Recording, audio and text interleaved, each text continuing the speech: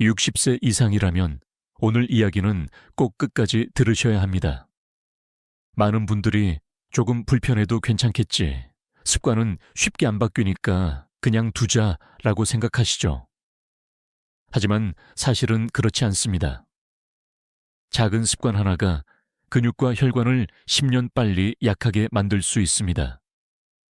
저는 수십 년간 환자분들을 진료하면서 건강의 변화를 가장 크게 가른 것이 병원비나 약이 아니라 습관이라는 사실을 보았습니다. 한 분은 70세에도 계단을 가볍게 오르셨지만 또 다른 분은 같은 나이에 지팡이를 짚어야 했습니다. 차이는 단 한 가지, 평생 유지한 생활 습관이었습니다. 많은 분들이 믿습니다.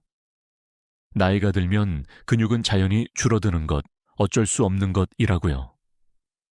그러나 최신 연구는 다르게 말합니다. 적절한 습관을 유지하는 사람은 80세에도 근육의 70% 이상을 지킬 수 있습니다. 반대로 잘못된 습관을 그대로 이어간 사람은 60대 중반부터 근육의 절반이 사라지기 시작합니다. 충격적이지 않습니까? 예를 들어 드릴까요? 주류 논문에서는 앉아있는 시간이 하루 8시간을 넘으면 근육 손실 위험이 2배 높아진다고 경고합니다.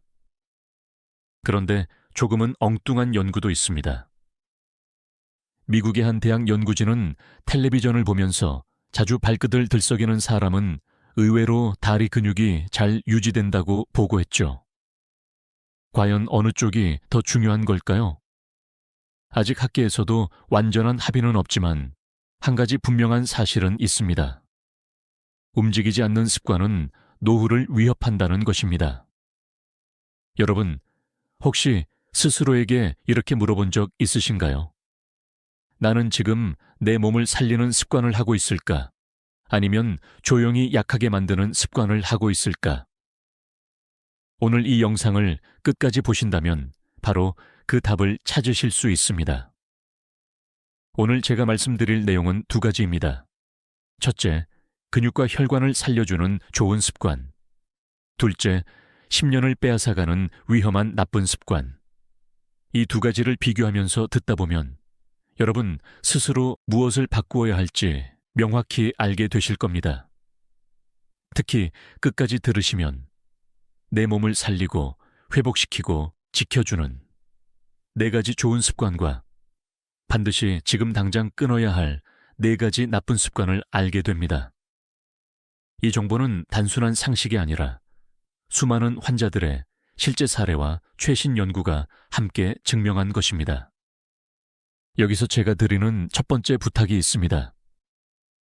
지금 시청자 여러분은 어느 도시에 계신가요? 댓글에 남겨주세요. 이 채널은 여러분의 목소리와 경험이 모여 더 큰 힘을 얻습니다. 마지막으로 경고 하나 드리겠습니다. 지금부터 말씀드릴 내용을 놓치시면 10년 후 근육의 1/4이 조용히 사라집니다. 하지만 반대로 오늘부터 단 한 가지 습관만 바꿔도 회복은 즉시 시작됩니다. 그러니 마음을 굳게 먹고 오늘 이 시간을 끝까지 함께 하시길 바랍니다. 여러분의 건강한 10년, 아니 20년을 위해서 말입니다. 아침에 일어나면 대부분 허리를 두드리며 오늘 또 몸이 무겁네 라는 말을 먼저 하십니다. 그런데 단 5분, 짧은 스트레칭만으로 그 무거움이 크게 달라진다는 사실을 아시는지요? 우리 몸은 밤새도록 누워 있으면서 관절과 근육이 굳어 있습니다. 마치 오래 멈춘 시계가 처음엔 천천히 움직이다가 점점 속도를 되찾는 것과 같습니다. 아침 스트레칭은 바로 이 굳은 몸을 풀어주어 하루의 첫걸음을 가볍게 만들어줍니다. 의학적으로도 근거가 있습니다. 주류 연구에서는 아침 스트레칭을 꾸준히 한 사람은 3개월 만에 다리 근육 힘이 평균 12% 증가했다는 보고가 있습니다. 단백질이나 약을 더하지 않고 오직 움직임만으로 얻은 결과입니다. 이것이 바로 습관의 힘입니다. 그런데 조금은 엉뚱하지만 흥미로운 연구도 있습니다. 일본의 한 대학에서는 아침에 창문을 열고 햇볕을 받으며 스트레칭을 한 사람은 단순히 실내에서 스트레칭만 한 사람보다 우울감이 2배 이상 줄어든다는 결과를 내놓았습니다. 햇볕과 움직임이 만나면서 뇌의 세로토닌이 활발히 분비된 덕분이라고 합니다. 단순히 몸만 풀린 것이 아니라 마음까지 가벼워진 것이죠. 하지만 학계에서는 여전히 논쟁이 있습니다. 어떤 연구자들은 아침 스트레칭보다 저녁 걷기가 더 효과적이다라고 주장합니다. 근육이 따뜻해진 상태에서 운동을 해야 부상 위험이 적고 효과도 오래 간다는 입장입니다. 과연 어느 쪽이 맞을까요? 사실 정답은 하나가 아닙니다. 핵심은 움직임을 생활화하느냐 아니냐에 달려 있습니다. 여러분은 아침마다 어떤 선택을 하고 계신가요? 눈을 뜨고 바로 휴대폰을 집어드시나요? 아니면 창가로 다가가 천천히 몸을 늘려보시나요? 작은 차이가 10년 후 여러분의 허벅지 힘을 결정합니다. 실제로 제가 만난 75세 여성 환자분은 아침에 무릎이 뻣뻣해 계단을 오르는 것이 고통이라고 호소하셨습니다. 그런데 제가 권한 건 거창한 운동이 아니었습니다. 단 5분, 침대 옆에서 발끝 당기기, 팔 위로 뻗기, 허리 옆 굽히기. 3가지 동작뿐이었습니다. 불과 2주 만에 계단이 훨씬 가벼워졌다고 눈물을 글썽이셨습니다. 이렇게 간단한 걸 왜 이제야 알았을까요? 라고 하셨지요. 여기서 중요한 포인트를 말씀드립니다. 아침 스트레칭은 단순히 근육을 풀어주는 것을 넘어 혈관 건강에도 큰 도움이 됩니다. 스트레칭으로 몸을 움직이면 혈액순환이 촉진되어 밤새 쌓인 노폐물이 밀려나가고 뇌로 가는 혈류도 활발해집니다. 그래서 스트레칭을 습관화한 분들은 종종 머리가 맑아졌다는 표현을 하십니다. 또 한 가지, 아침 스트레칭은 낙상 예방에도 효과가 있습니다. 몸이 굳어 있을 때 갑자기 움직이면 발을 헛디디기 쉽습니다. 하지만 스트레칭으로 근육을 깨우면 반응 속도가 빨라지고 균형 감각도 좋아집니다. 작은 습관이 넘어짐을 막아 큰 부상을 예방하는 셈입니다. 제가 드리고 싶은 질문은 이것입니다. 여러분은 내일 아침에도 몸을 그대로 두시겠습니까? 아니면 5분을 투자해 10년을 지키시겠습니까? 선택은 언제나 지금, 이 순간 여러분의 손에 달려 있습니다. 오늘부터 실천해 보세요. 내일 아침 눈을 뜨자마자 자리에서 일어나 2 팔을 위로 뻗어보시길 권합니다. 그 순간 여러분의 근육은 깨어나고 하루의 첫 발걸음은 분명 더 가벼워질 것입니다. 그리고 그 작은 시작이 10년 후에 독립적인 삶을 지켜줄 것입니다. 아침에 일어나자마자 무엇을 먼저 드시나요? 많은 분들이 커피를 떠올리십니다. 어떤 분은 차가운 물 1컵을 벌컥 마시기도 하지요. 그런데 의외로 가장 큰 힘을 발휘하는 것은 따뜻한 물 1잔입니다. 단순한 습관 같지만 이 작은 선택이 노후의 건강을 10년 이상 지켜줄 수 있다는 사실을 아시는지요? 밤새 우리 몸은 숨쉬고 땀을 흘리면서 수분을 잃습니다. 그런데 잠에서 깬 직후 혈액은 마치 농도가 짙어진 잼처럼 끈적해집니다. 이때 따뜻한 물을 1잔 마셔주면 혈액이 다시 부드럽게 흐르고 간과 신장이 밤새 모아둔 노폐물을 밀어내기 시작합니다. 주류 의학 연구에서도 이를 지지합니다. 아침에 따뜻한 물을 1컵 마신 사람은 그렇지 않은 사람보다 혈액순환 속도가 평균 18% 빨라졌다는 보고가 있습니다. 이 정도 차이면 뇌와 근육으로 가는 산소 공급이 달라집니다. 곧바로 기운이 도는 이유가 바로 여기에 있습니다. 그런데 흥미로운 엉뚱한 사례도 있습니다.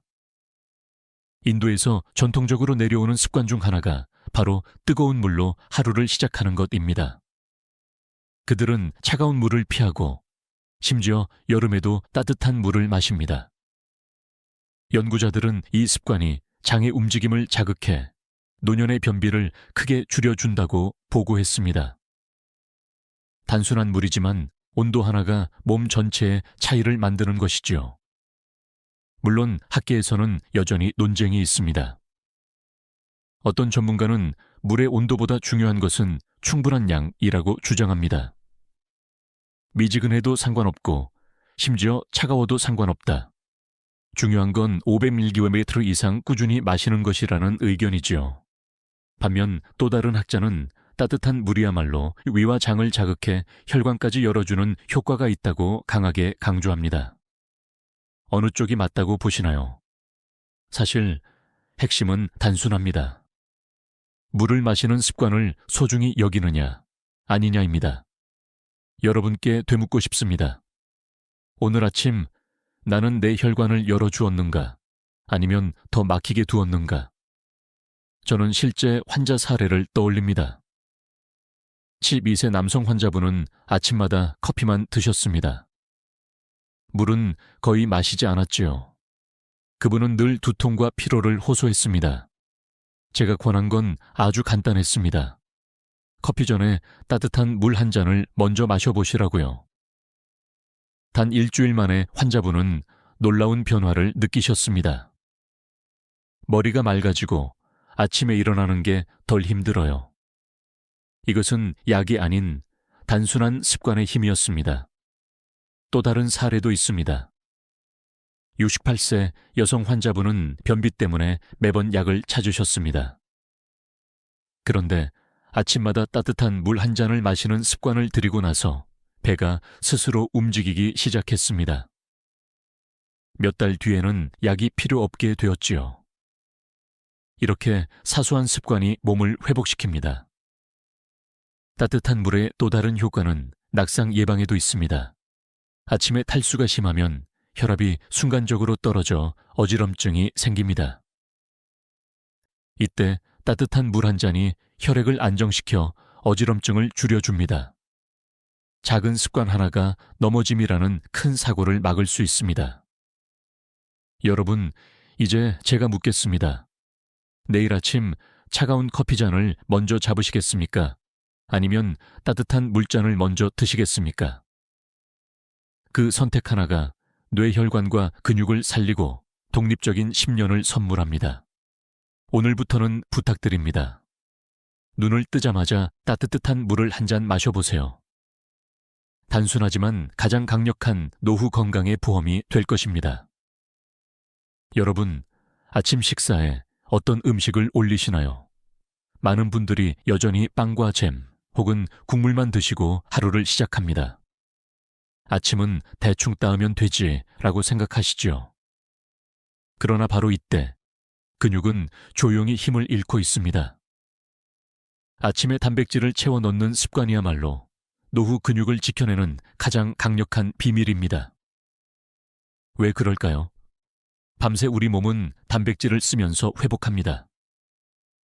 하지만 아침이 되면 새로운 공급이 없으면 근육은 스스로를 분해해 에너지를 만듭니다. 의학적으로는 이를 근육 단백질 분해라고 부르지요. 따라서 아침 단백질은 단순한 영양이 아니라 근육을 살리는 첫 번째 방패입니다. 주류 연구 결과를 보겠습니다. 아침 식사에서 단백질을 100칼로리 이상 섭취한 노인은 1년 동안 하지 근육량 감소가 평균 40% 줄어들었다. 단백질을 채운 사람과 채우지 않은 사람의 차이는 불과 몇 년 뒤 계단을 오를 수 있느냐 없느냐로 나타납니다. 조금은 엉뚱한 연구도 있습니다. 미국에서는 달걀 흰자와 두부 한 조각을 매일 아침 먹은 그룹과 시리얼과 우유만 먹은 그룹을 비교했습니다. 놀랍게도 단백질을 보충한 그룹은 단 8주 만에 다리 근육이 눈에 띄게 두꺼워졌습니다. 반대로 시리얼 그룹은 변화가 거의 없었습니다. 단백질의 힘이 이렇게 분명합니다. 물론 학계에서도 논쟁은 있습니다.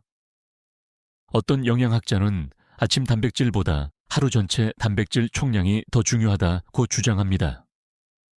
반대로 또 다른 학자는 특히 아침에 단백질을 공급해야 근육 합성이 극대화된다고 강조합니다. 여러분은 어느 쪽이 더 설득력 있게 들리시나요? 저는 실제 환자들의 이야기를 기억합니다. 74세 남성 환자분은 아침마다 국물만 드셨습니다. 밥은 입맛이 없어요. 그냥 된장국만 먹습니다. 그런데 점점 허벅지 힘이 약해져 의자에서 일어나는 것도 힘들어졌습니다. 제가 권한 건 특별한 보충제가 아니었습니다. 달걀 흰자 하나, 두부 작은 조각, 우유 한 잔. 단 3가지였지요.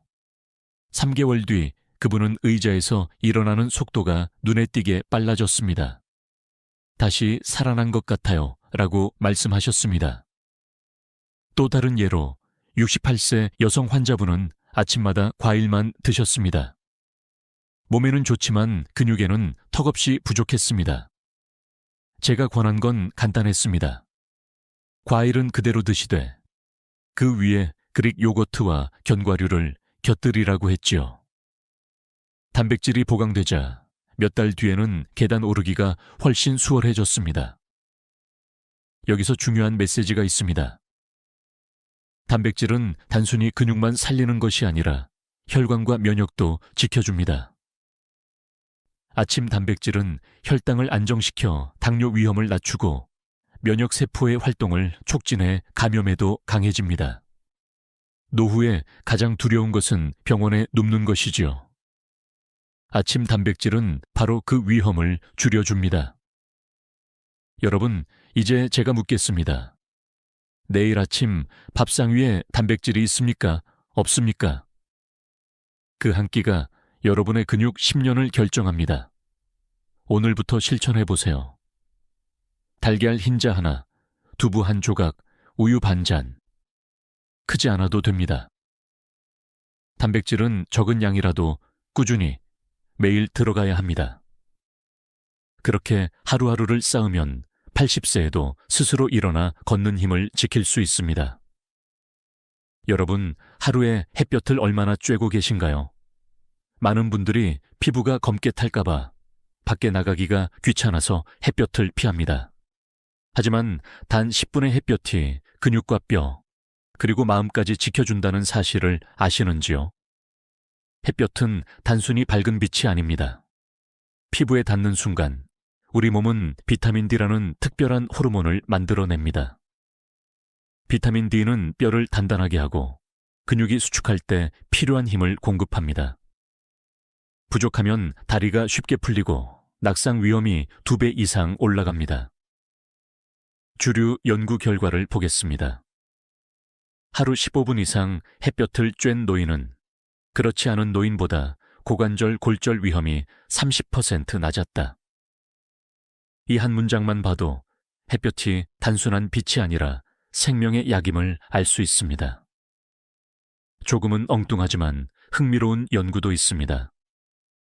스웨덴에서는 햇볕이 부족한 겨울에 우울증과 근육 약화가 동시에 증가한다는 보고가 있었습니다. 연구자들은 이를 햇볕 부족, 비타민 D 부족, 근육 약화 플러스 기분 저하라는 연결고리로 설명했습니다. 실제로 햇볕을 더 쬐는 그룹은 단순히 뼈가 튼튼해진 것뿐 아니라 우울감이 크게 줄어든 것으로 나타났습니다. 햇볕은 몸뿐 아니라 마음까지 밝혀주는 셈입니다. 하지만 학계에서는 여전히 논쟁이 있습니다. 햇볕을 쬐는 것보다 비타민 D 보충제를 먹는 게 더 안전하다는 주장도 있지요. 반대로 자연 햇볕에서 합성되는 비타민 D가 보충제보다 훨씬 효과적이다는 의견도 있습니다. 정답은 무엇일까요? 사실 중요한 건 자연스러운 균형입니다. 무리하게 햇볕을 오래 쬐어 피부를 해치지 않으면서도 매일 조금씩 빛을 받는 습관을 들이는 것이 가장 바람직합니다. 실제 환자 사례를 하나 떠올려 봅니다.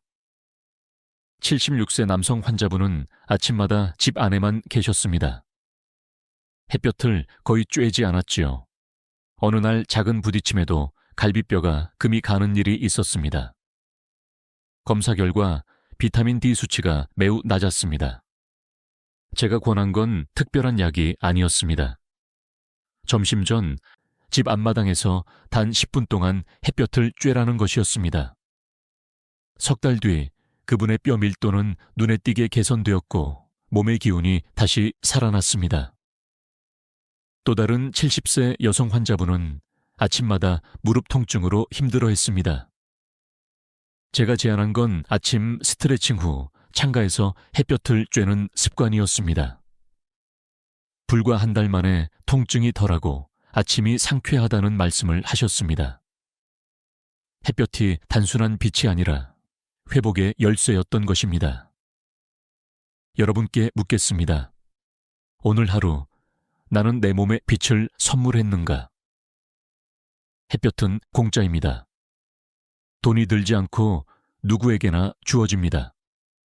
다만 우리가 창문을 닫고 커튼을 치며 스스로 차단하고 있을 뿐이지요. 오늘부터는 부탁드립니다. 아침 산책을 나서지 않아도 괜찮습니다. 창가에서 10분, 발코니에서 10분, 그 정도면 충분합니다. 얼굴과 팔에 가볍게 빛을 쬐어주세요. 그것만으로도 근육은 힘을 얻고 뼈는 단단해지며 마음은 한결 밝아질 것입니다. 햇볕은 단순한 빛이 아니라 몸을 살리고 회복시키고 지켜주는 자연의 약입니다. 내일 아침 커튼을 열고 햇볕을 맞이하는 순간 여러분의 건강은 새로운 길로 나아갈 것입니다. 여러분, 잠들기 전에 무엇을 드시나요? 많은 분들이 잠이 안 와서 과자 몇 입, 허전해서 라면 반 그릇이라고 대답하십니다. 그런데 바로 이 늦은 밤 간식이 근육과 혈관을 10년 빨리 약하게 만드는 가장 위험한 습관 중 하나입니다. 밤 10시 이후에 먹는 음식은 낮에 먹을 때와는 전혀 다르게 작용합니다. 낮에는 에너지를 바로 쓰기 때문에 혈당이 금세 소모되지만 밤에는 몸이 쉬는 시간이라 소모가 적습니다. 결국 당분과 기름기가 혈액 속에 오래 머물며 혈당 스파이크와 중성지방 축적을 일으킵니다. 그 결과 근육은 회복하지 못하고 혈관은 조용히 손상됩니다. 주류 연구에 따르면 밤 11시 이후에 간식을 먹는 사람은 근육 회복 속도가 30% 이상 늦어지고 다음날 피로도가 높다는 결과가 있습니다. 몸이 쉬어야 할 시간에 소화와 대사를 계속 돌리다 보니 근육을 재생할 여유가 사라지는 것이죠. 조금은 엉뚱하지만 흥미로운 사례도 있습니다. 일본에서는 늦은 밤에 간식으로 과일만 먹는 습관을 가진 사람들이 있었습니다.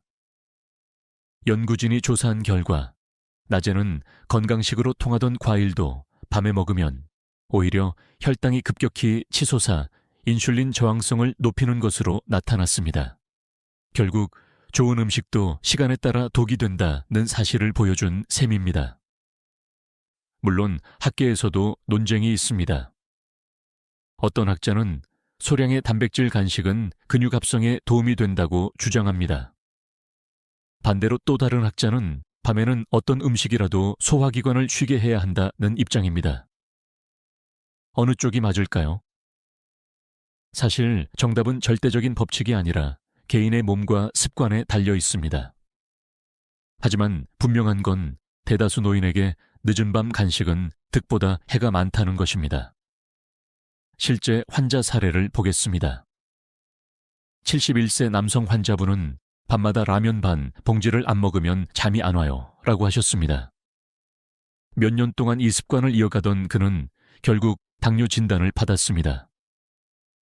게다가 다리 근육이 눈에 띄게 줄어 의자에서 일어나기도 힘들어졌습니다. 제가 제안한 건 라면을 끊는 대신 잠이 오지 않을 땐 따뜻한 차와 책 읽기 습관을 들이라는 것이었습니다. 3개월 만에 혈당이 안정되었고 근육도 조금씩 힘을 되찾았습니다. 또 다른 69세 여성 환자분은 밤마다 과자를 조금 먹는 건 괜찮겠지 라고 생각했습니다. 그러나 어느 날 갑자기 찾아온 것은 뇌졸중 전조 증상이었습니다. 검사 결과 혈관이 막히기 시작했음을 알게 되었습니다. 그녀는 늦은 밤 간식을 끊고 대신 저녁 식사 후 가볍게 산책하는 습관을 들였습니다. 반년 후 혈관 상태가 호전되었고 뇌 MRI에서도 개선된 소견이 보였습니다. 여러분께 묻겠습니다. 나는 지금 내 근육을 쉬게 하고 있는가? 아니면 늦은 밤 간식으로 스스로를 해치고 있는가? 이 질문 하나로 오늘 밤의 선택이 달라질 수 있습니다. 오늘부터는 부탁드립니다. 저녁 8시 이후에는 가급적 물이나 따뜻한 차만 드시고 입이 허전하면 방울토마토 2-3개 정도로 끝내보세요. 단순하지만 이 작은 결심이 혈관을 살리고 근육을 회복시키는 시작이 됩니다. 늦은 밤 간식은 달콤한 위로 같지만 사실은 조용히 건강을 빼앗는 적입니다. 오늘 밤부터 끊으시길 바랍니다. 그것이 여러분의 남은 10년을 지켜줄 가장 확실한 방법입니다. 여러분, 하루에 의자에 앉아있는 시간이 얼마나 되시나요? TV 보면서 2-3시간쯤은 괜찮겠지. 식사 후 잠깐만 앉아있지 라고 말하지만 그 잠깐이 쌓이면 하루 절반 이상을 꼼짝 않고 보내게 됩니다. 오래 앉아있는 습관은 노후 건강을 갉아먹는 가장 교묘한 적입니다. 앉아있는 동안 근육은 움직이지 않습니다. 마치 시동이 꺼진 자동차처럼 혈액순환이 느려지고 산소 공급이 줄어듭니다. 그 결과 다리 근육은 서서히 힘을 잃고 혈관은 점점 굳어집니다. 나는 운동도 하고 있으니까 괜찮다라고 생각할 수 있지만 연구는 다른 이야기를 합니다. 주류 연구 결과에 따르면 하루 8시간 이상 앉아있는 사람은 근육 손실 위험이 2배, 심혈관 질환 위험이 1.5배 높다고 합니다. 놀라운 것은 운동을 따로 해도 오래 앉아있는 시간이 길면 그 운동 효과가 상당 부분 사라진다는 사실입니다. 조금은 엉뚱하지만 흥미로운 연구도 있습니다. 캐나다의 한 대학 연구팀은 TV를 보면서 30분마다 일어나 1분만 걸은 사람은 그대로 앉아있던 사람보다 혈당 수치가 눈에 띄게 안정되었다고 보고했습니다. 단순히 일어나 걷는 것만으로도 혈관과 근육이 되살아난 것입니다. 결국 핵심은 얼마나 오래 앉았느냐입니다. 물론 학계에는 논쟁이 있습니다. 일부 학자는 오래 앉아있는 것보다 총 운동 시간이 더 중요하다고 주장합니다.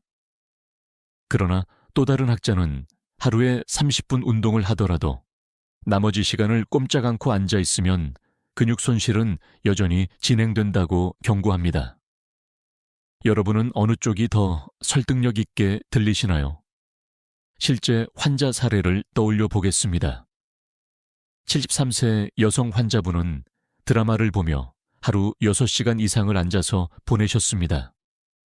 처음에는 무릎이 뻐근하다가 점점 허벅지 힘이 줄어들어 계단 오르기가 힘들어졌습니다.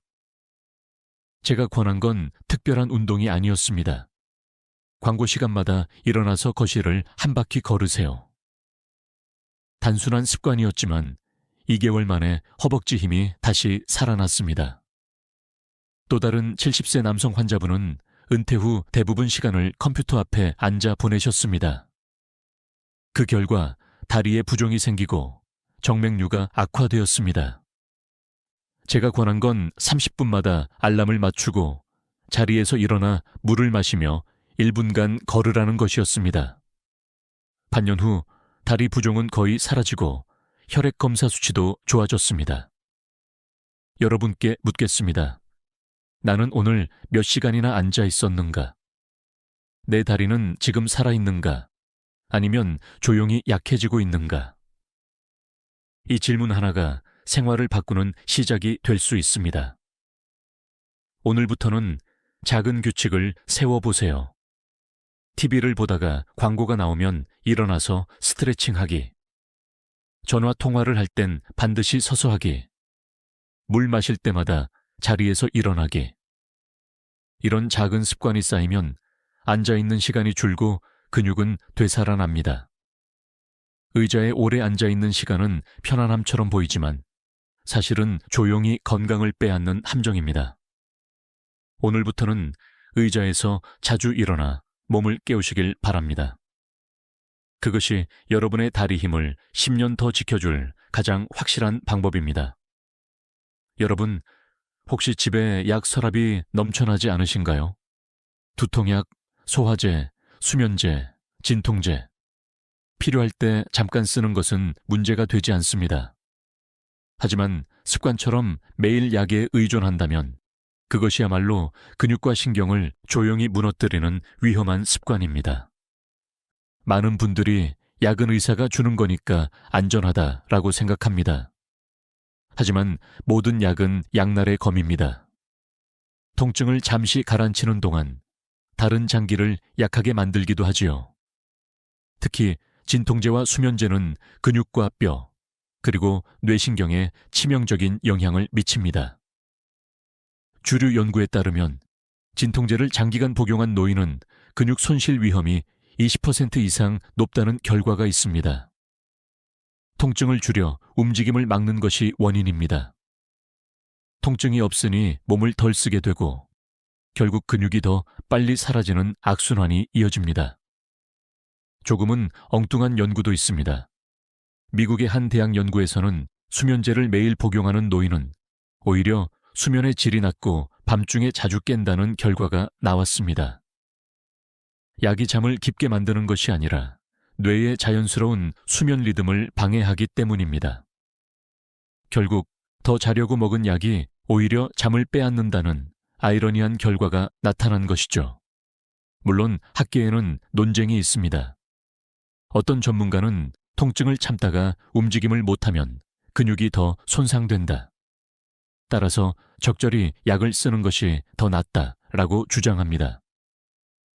반대로 또 다른 전문가는 약은 최후의 수단일 뿐 생활 습관 교정이 우선되어야 한다라고 강조합니다. 어느 쪽이 맞을까요? 사실 정답은 균형입니다.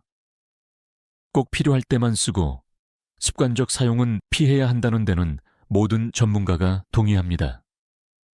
실제 환자 사례를 떠올려 봅니다.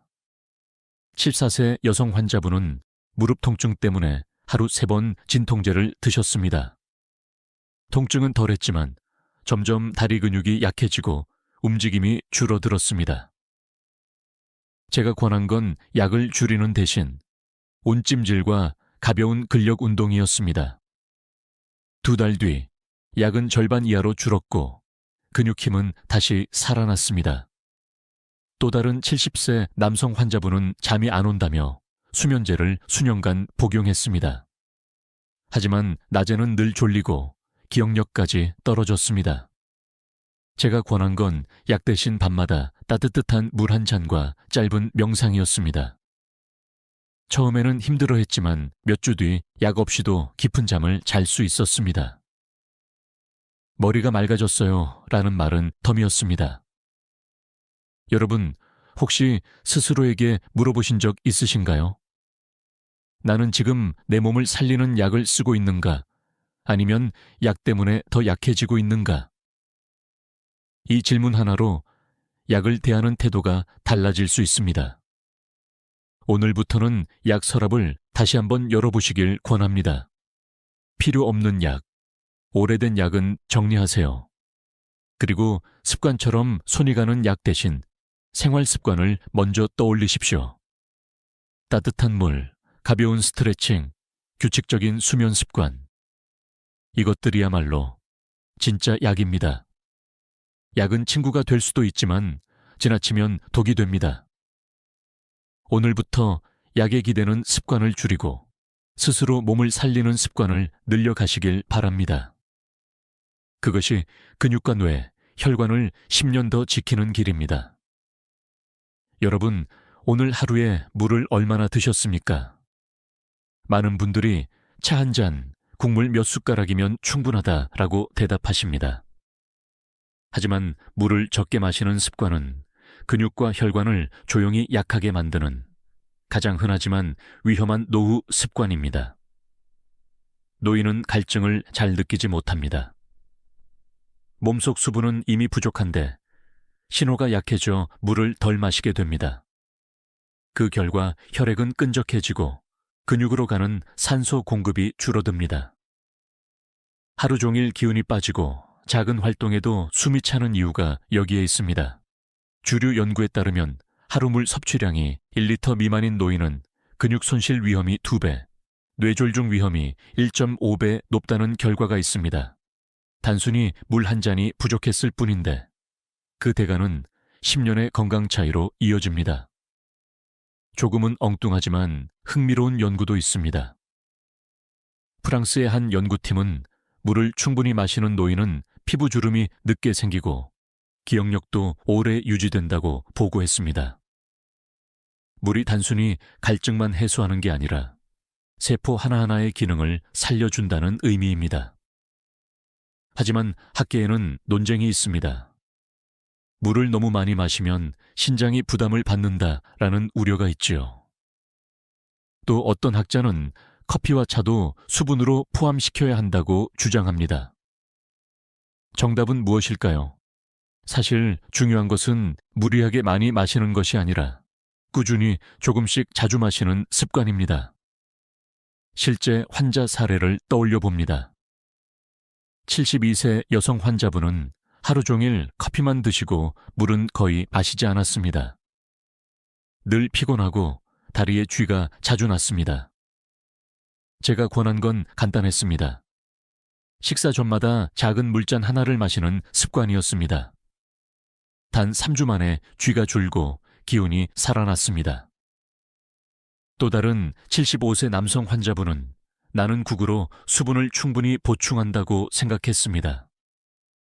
하지만 검사 결과 만성 탈수 상태였습니다. 국물 속 염분이 오히려 탈수를 악화시킨 것이죠. 제가 권한 건 국 대신 순수한 물 2컵을 추가하는 것이었습니다. 반년 후 혈압이 안정되고 두통도 크게 줄었습니다. 여러분, 혹시 스스로에게 물어보신 적 있으신가요? 나는 오늘 내 몸을 적셔 주었는가? 아니면 그냥 말라가도록 두었는가? 이 질문 하나가 내일의 건강을 바꾸는 시작이 됩니다. 오늘부터는 작은 규칙을 세워보시길 권합니다. 아침에 눈 뜨자마자 따뜻한 물 한 잔, 식사 전 물잔 하나, 오후 졸릴 때 물 한 잔, 잠자기 전 작은 물잔 하나. 이 4번만 지켜도 하루 1리터 이상은 충분히 채울 수 있습니다. 물을 적게 마시는 습관은 사소해 보이지만 근육과 혈관을 10년 빨리 늙게 만드는 보이지 않는 적입니다. 오늘부터는 몸이 갈증을 느끼기 전에 먼저 물을 챙기세요. 그것이 여러분의 독립적인 10년을 지키는 가장 단순하면서도 강력한 방법입니다. 여러분, 상상해 보시겠습니까? 지금으로부터 10년 뒤 70대 후반 혹은 80대가 되었을 때 나 자신을요. 같은 나이인데 어떤 분은 계단을 가볍게 오르며 손주 손을 잡고 웃습니다. 또 어떤 분은 지팡이에 의지하거나 누군가의 부축 없이는 한 걸음도 떼지 못합니다. 차이를 만든 건 병원비가 아니라 습관이었습니다. 저는 수많은 환자들을 보면서 노후의 길이 딱 2갈래로 나뉜다는 걸 알게 되었습니다. 하나는 좋은 습관을 쌓아온 길, 다른 하나는 나쁜 습관을 끊지 못한 길입니다. 같은 세월을 살았지만 결과는 전혀 달랐습니다. 한 분의 이야기를 들려드리겠습니다.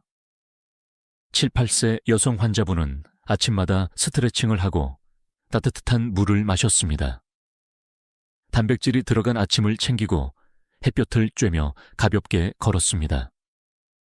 나쁜 습관들을 의식적으로 줄이고 작은 노력을 매일 이어갔습니다. 결과는 놀라웠습니다. 의사 선생님, 제 나이를 사람들이 믿지 않아요. 아직도 장을 보고 오르막길을 오르는 게 가볍습니다. 반면 또 다른 77세 남성 환자분은 달랐습니다. 늦은 밤 간식을 즐기고 하루 종일 의자에 앉아 있었으며 진통제와 수면제에 의존했습니다. 물도 거의 마시지 않았습니다. 그는 늘 운명이지 뭐라고 말씀하셨습니다. 하지만 결국 작은 충격에도 뼈가 부러지고 회복이 더디며 병원 침대에서 보내는 시간이 길어졌습니다. 같은 나이, 같은 시대를 살았지만 삶의 질은 하늘과 땅 차이였습니다. 주류 연구도 이를 뒷받침합니다. 좋은 생활 습관을 지킨 노인은 그렇지 않은 노인보다 평균 8년 이상 독립적인 삶을 유지한다는 결과가 있습니다. 8년. 결코 짧지 않습니다. 손주와 함께할 시간, 스스로 걸을 수 있는 시간, 사랑하는 사람과 함께 밥을 먹을 수 있는 시간이 더 늘어나는 것입니다. 그런데 여기서도 논쟁은 있습니다. 어떤 학자는 유전이 더 중요하다고 말합니다. 하지만 다른 학자는 유전은 30%, 습관은 70%라고 강조합니다. 여러분은 어느 쪽이 더 맞다고 생각하시나요? 실제로 제 진료실에서 확인한 건 분명했습니다. 습관을 바꾼 분은 분명히 달라졌다는 사실입니다. 여러분께 묻겠습니다. 나는 지금 어떤 길 위에 서 있는가? 10년 뒤 웃으며 걸을 길인가? 아니면 병원 침대에 누워있는 길인가? 이 질문은 결코 두렵게 하려는 것이 아닙니다. 오히려 희망을 드리려는 것입니다. 왜냐하면 오늘부터라도 길은 바꿀 수 있기 때문입니다. 습관은 우리를 배신하지 않습니다. 좋은 습관은 반드시 우리 몸을 살리고 나쁜 습관은 반드시 우리 몸을 무너뜨립니다. 선택은 매일 반복되지만 결과는 10년 뒤 한눈에 드러납니다. 저는 믿습니다. 지금 이 영상을 듣고 계신 여러분은 나쁜 습관을 끊고 좋은 습관을 붙잡을 힘이 있습니다. 비록 작고 느리더라도 그 한 걸음이 쌓이면 여러분의 노후는 전혀 다른 모습이 될 것입니다. 여러분, 이제 상상해 보세요. 10년 뒤에도 스스로 일어나 문을 열고 계단을 올라 손주를 맞이하는 나 자신을요. 그 모습은 결코 꿈이 아닙니다. 오늘의 선택이 만들어낼 현실입니다. 여러분, 지금 이 순간이 어떤 의미인지 아십니까? 바로 습관을 바꾸기에 가장 빠른 날입니다. 어제는 이미 지나갔고 내일은 아직 오지 않았습니다. 오늘이야말로 새로운 시작을 할 수 있는 가장 확실한 시간입니다. 많은 분들이 이렇게 말씀하십니다. 이미 너무 늦지 않았을까요? 70세가 넘었는데 내가 뭘 바꿀 수 있겠어요? 그러나 의학은 다르게 말합니다. 주류 연구 결과 70세 이후라도 생활 습관을 교정한 노인은 근육량을 평균 10% 이상 회복했습니다. 늦지 않았습니다. 오히려 지금이 적기입니다. 조금은 엉뚱한 사례도 있습니다. 미국에서 80세 노인들이 12주 동안 아침 스트레칭과 단백질 아침 식사, 충분한 수분 섭취를 실천했습니다. 그 결과 계단을 오르는 속도가 젊은 층 못지않게 빨라졌습니다. 연구진은 이 결과를 두고 나이는 숫자일 뿐 습관이 진짜 나이를 결정한다고 표현했습니다. 참 멋진 말이죠. 물론 학계에는 여전히 논쟁이 있습니다. 어떤 학자는 나이가 들면 회복력은 제한적이다라고 주장합니다. 하지만 또 다른 학자는 습관은 언제든 몸을 바꿀 수 있다라고 강하게 강조합니다. 두 입장 모두 일리가 있습니다. 하지만 제가 수십 년간 환자들을 보며 얻은 결론은 단순합니다. 실천하는 사람은 반드시 변화한다는 것입니다. 저는 실제 환자들의 얼굴을 잊지 못합니다.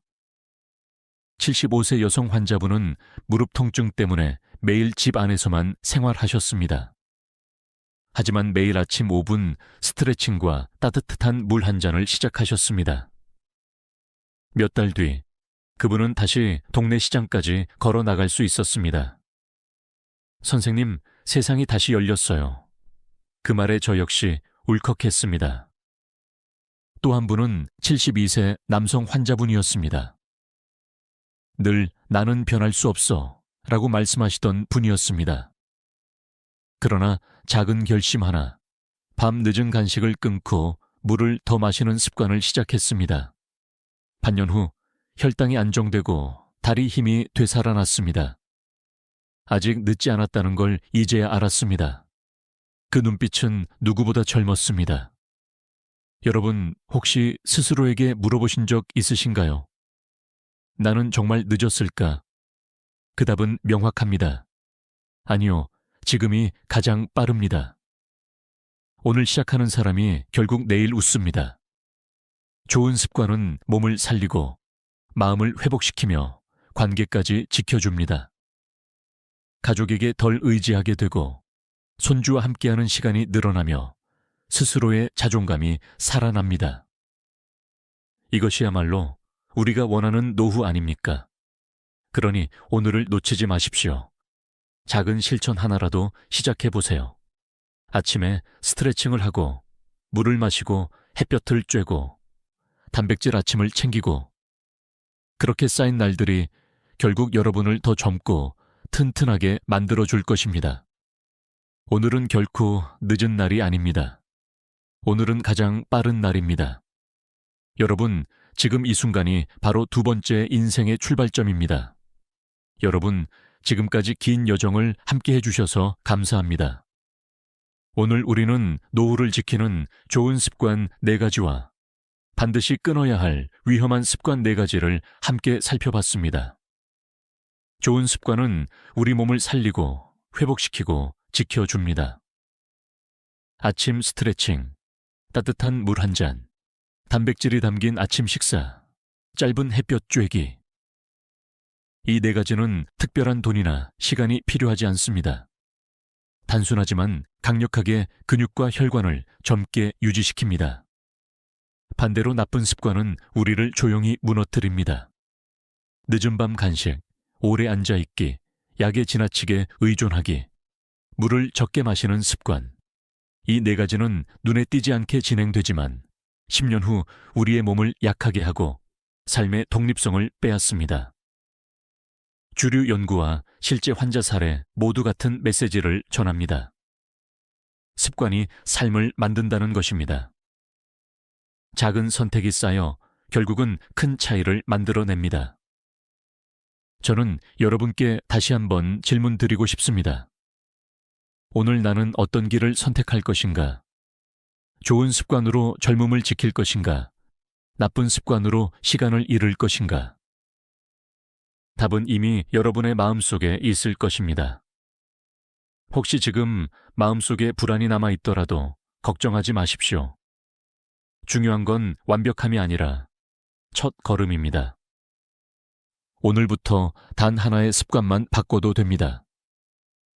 예를 들어 아침에 물 한 잔을 마시는 것, 오늘 밤 간식을 끊는 것, 혹은 내일 햇볕 아래 10분 걷는 것. 그 작은 시작이 1년 뒤, 10년 뒤의 삶을 바꿉니다. 여러분, 저는 수많은 환자들을 보며 한 가지 확신을 얻었습니다. 우리는 언제든 새로 시작할 수 있다는 것입니다. 늦지 않았습니다. 오늘이야말로 가장 빠른 날입니다. 이제 저와 약속해 주시겠습니까? 오늘 배운 습관 중 하나를 꼭 실천해 보시기로요. 그리고 댓글로 남겨주십시오. 오늘 영상에서 가장 놀라웠던 습관은 무엇이었나요? 여러분의 경험과 선택이 다른 분들에게도 큰 힘이 될 것입니다. 또 한 가지 부탁드립니다. 좋아요와 구독, 그리고 공유는 단순한 클릭이 아닙니다. 이 정보가 더 많은 분들에게 전해지고 또 다른 분들의 건강을 지켜줄 수 있는 힘이 됩니다. 마지막으로 제 마음을 전합니다. 여러분은 혼자가 아닙니다. 우리는 함께 배워가고 함께 바꿔갈 수 있습니다. 작은 습관 하나가 쌓이면 우리는 분명히 더 건강하고 독립적인 노후를 살아갈 수 있습니다. 지금부터 다시 시작하실 수 있습니다. 이 메시지를 꼭 가슴에 담아 주시길 바랍니다. 지금까지 듣기만 해도 튼튼해지는 튼튼 라디오였습니다. 여러분의 내일이 오늘보다 더 가볍고 더 건강하기를 진심으로 기원합니다. 건강한 하루 보내시길 바랍니다. 60세 이상이라면 한 번쯤 이런 생각을 해보셨을 겁니다. 내가 언제까지 내 두 발로 걸을 수 있을까? 언제까지 내 손으로 밥을 차려 먹을 수 있을까? 많은 분들이 병원비나 치매를 가장 큰 두려움으로 꼽지만 사실 그보다 더 깊숙한 공포는 바로 독립을 잃는 순간입니다. 스스로 화장실을 가지 못하고 다른 사람의 도움 없이는 계단 한 칸도 오르지 못하는 순간. 그것은 단순히 불편함이 아니라 자존심과 삶의 의미까지 흔들리게 만듭니다. 놀라운 사실은 우리가 나이를 먹으면서 근육이 줄어드는 속도가 생각보다 훨씬 빠르다는 겁니다. 학계에서는 60세 이후 매 10년마다 평균 근육의 80%가 줄어든다고 보고합니다. 즉, 지금 아무 문제 없이 걸으시더라도 70세, 80세에는 계단 한 층 오르는 것도 버거워질 수 있습니다. 그런데 여기서 반전이 있습니다. 단 3가지 음식만 꾸준히 챙겨 드셔도 80세 이후에도 여전히 스스로 움직이고 생활할 수 있는 힘을 지킬 수 있다는 겁니다. 첫 번째 음식은 너무 익숙해서 소홀히 하기가 쉽습니다. 그러나 이 음식은 근육의 가장 중요한 재료인 단백질을 공급해 줍니다. 문제는 많은 분들이 잘못된 방식으로 섭취하기 때문에 오히려 신장에 부담을 주고 있다는 사실입니다. 어떤 분들은 고기만 먹으면 된다고 생각하시지만 그것이 전부일까요? 아니면 균형이 더 중요할까요? 이 질문은 영상 후반에서 반드시 풀어드리겠습니다. 두 번째 음식은 흔하지만 과소평가되는 존재입니다. 이게 무슨 힘이 되겠어? 라며 무심히 지나치기 쉽지만 최근 연구에 따르면 이 음식을 꾸준히 먹은 그룹은 낙상 위험이 절반 이하로 줄어들었다고 합니다. 생각해 보십시오. 집 안에서 가볍게 움직이다가 넘어지는 사고가 얼마나 많은지 아시죠? 그런데 단순한 식탁의 선택이 그 위험을 크게 줄일 수 있다면 지금 당장 바꾸어야 하지 않겠습니까? 세 번째 음식은 더 오래된 지혜를 담고 있습니다. 옛날 장수마을 어르신들의 밥상에는 늘 올라왔던 재료인데요. 현대 연구에서도 뇌혈관과 혈류 개선에 도움을 준다는 사실이 속속 밝혀지고 있습니다. 하지만 여전히 학계에서는 직접적인 효과냐 아니면 부수적인 영향이냐를 두고 논쟁이 이어지고 있습니다. 그렇다면 우리는 어떻게 받아들여야 할까요? 여러분, 지금 이 순간이 중요합니다. 지금부터 말씀드릴 내용을 놓치시면 10년 후 근육의 일사이 사라지고 계단이 버거워질 수 있습니다. 하지만 끝까지 들으시면 오늘 저녁 식탁부터 바로 실천할 수 있는 방법을 알게 되실 겁니다. 잠깐, 시청자 여러분께 여쭙겠습니다. 지금 시청하시는 분은 어느 도시에 계신가요? 댓글로 남겨주시면 같은 지역에 계신 분들과 함께 힘을 얻을 수 있습니다. 이제부터 본격적으로 독립 생활을 지켜주는 3가지 음식의 비밀을 하나씩 풀어드리겠습니다. 나이가 들면 누구나 공통적으로 겪는 변화가 있습니다. 바로 근육의 급격한 감소입니다. 의학적으로는 근감소증이라고 부르죠. 근육은 단순히 힘을 내는 조직이 아닙니다. 우리가 일어나 앉고 계단을 오르고 심지어는 숨을 쉬는 것까지 근육의 작용에 달려 있습니다. 그런데 근육은 60세를 전후로 빠르게 줄어들기 시작합니다. 마치 눈에 보이지 않는 모래시계처럼 조금씩 그러나 끊임없이 흘러내립니다. 이때 가장 강력한 무기가 바로 단백질입니다.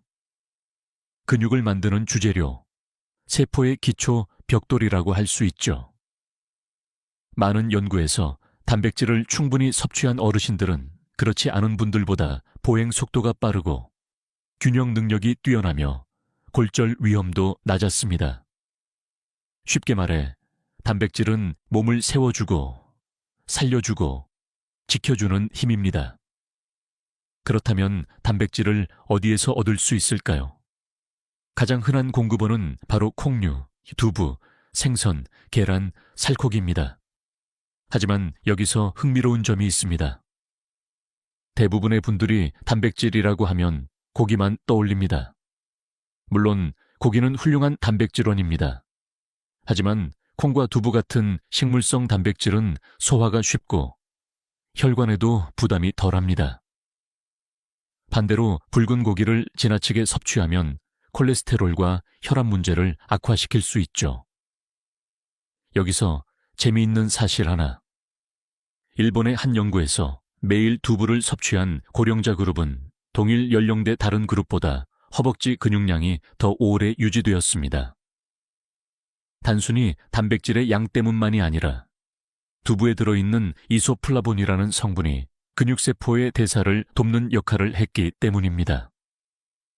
전통적인 음식이 사실은 노화 방지에 중요한 열쇠였던 셈입니다. 하지만 학자들 사이에서는 아직 논쟁이 남아 있습니다. 단백질을 많이 먹으면 신장에 부담을 줄 수 있다는 주장이지요. 특히 이미 신장 기능이 약한 어르신들에게는 민감한 문제일 수 있습니다. 그렇다면 어떻게 해야 할까요? 정답은 균형입니다. 단백질은 하루 권장량을 지켜 섭취하되 고기만 편중하지 말고 두부, 생선, 달걀 같은 다양한 공급원을 고르게 섭취하는 것이 중요합니다. 여기서 잠깐 질문을 드리겠습니다. 여러분의 오늘 점심 식탁에는 어떤 단백질이 올라와 있었나요? 혹시 김치와 밥만 드시고 단백질은 건너뛰진 않으셨나요?